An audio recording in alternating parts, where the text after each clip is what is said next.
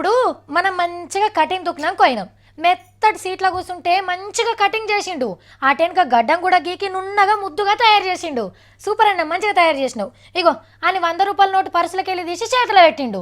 కానీ కటింగ్ చేసిన అయినా అరే అన్న 100 కాదు ఇంకో 20 ఎక్కువ ఇవ్వాలని అడిగిండు.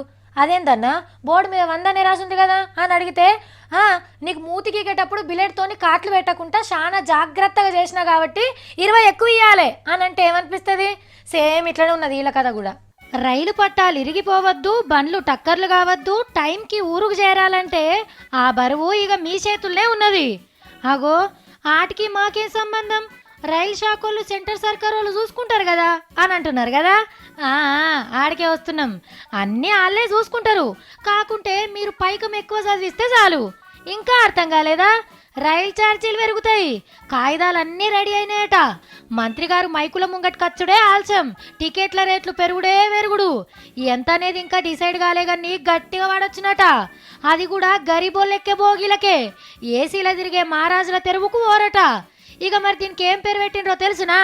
భద్రతా ట్యాక్స్. గీ పైసలతోని పట్టాలు గట్టిగా చేస్తారట.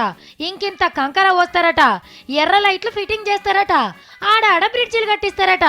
మోదాలు రైలు బండ్ల మంత్రి సురేష్ సార్ పోయి పైసల మంత్రిని పైకం అడిగిండట. ఆయనుండి ఏం మాతానే ముందు ఇస్తేందుకు ఎక్కినోళ్ళతానే గుంజుండ్రి అని చక్కటి సలహా ఇచ్చిండట అరుణ్ జైట్లీ సారు. కాబట్టి ఎక్కినోళ్ళు భద్రంగా ఇంటికి చేరాలంటే భద్రతా ట్యాక్స్ తప్పకుండా కట్టాల్సిందే. ఇక రేపు సీట్ దొరికితే సిట్టింగ్ ట్యాక్స్, బ్యాగులుంటే లగేజ్ ట్యాక్స్, చుచ్చుకుపోతే బాత్రూమ్ ట్యాక్స్ కూడా వేసినా వేస్తారేమో.